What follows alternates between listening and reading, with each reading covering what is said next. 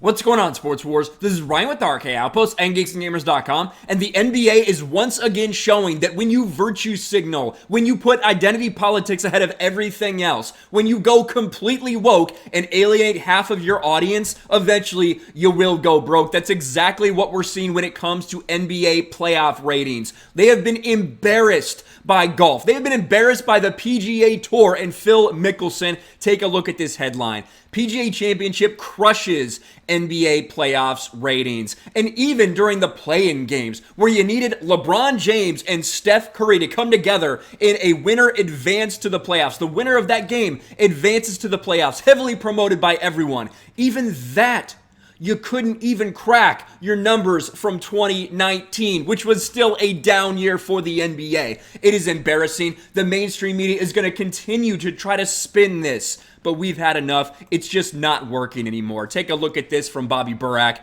Sports Talk will tell you that come NBA playoff time, nothing else matters. Cancel your plans, finish your TV series, it's NBA time. But is anyone listening? Does it matter? Despite all the hype for the NBA playoffs 1 year after the bubble, stars like LeBron, KD, Devin Booker, Chris Paul, James Harden, and Joel Embiid took an L this weekend to the PGA Championship, a bad one. And it would be one thing that maybe if the PGA Tour also had struggling ratings, but no, they had absolutely incredible ratings because golf has been one of those sports that have they had their little moments, of course. Have individuals said things? Of course they have. But for the most part, they've stayed about the game of golf rather than all of the other nonsense, and it's paying off in a big way. As first noted by Sports Business Journal, the final round of the PGA Championship drew 6.6 million viewers, up from 5.2 million in 2020 and 5 million in 2019.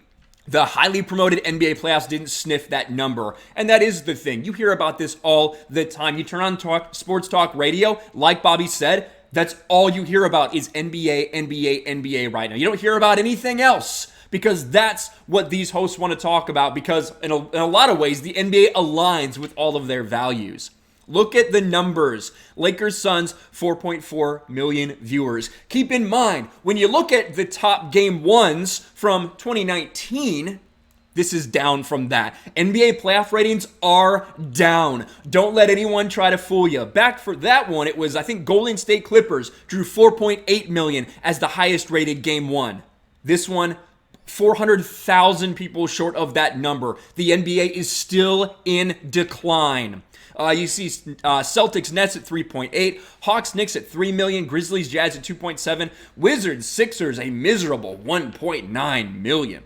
Phil Mickelson isn't making many promos and graphics on First Take, but perhaps he should. The most telling number comes at the top, the Lakers-Suns Game 1 battle. The NBA smartly placed the most talk-about matchup with the biggest star at 3:30 Eastern Sunday ABC, the NBA's most viewed time slot. For the NBA, that's its NFL Sunday afternoon window. Despite that, it drew a not much to see 4.4 million. The truth is, the NBA is just not as popular as we've been led to believe. It's the primary sport on ESPN and ABC. It's the most frequently talked about sport on social media. Its players' views align with the loudest in our country. Combine all of that, you have a product promoted well beyond its interest level. That's the story. And I think that is pretty well said by Bobby because it's true.